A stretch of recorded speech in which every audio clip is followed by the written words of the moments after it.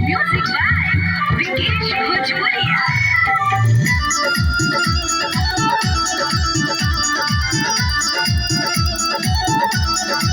चोली बाजार में बोली ना बोली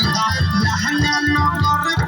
पीछे में गलिया गली में मलिया सा पास बनोट घीचे में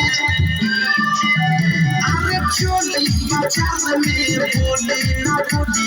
लहंगा नगर पीछे में गलिया गली में मलिया सा पास बनोट घीचे में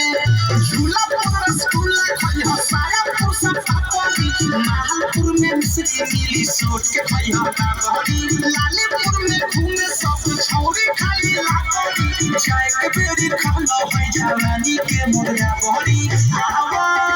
हमारा लंदन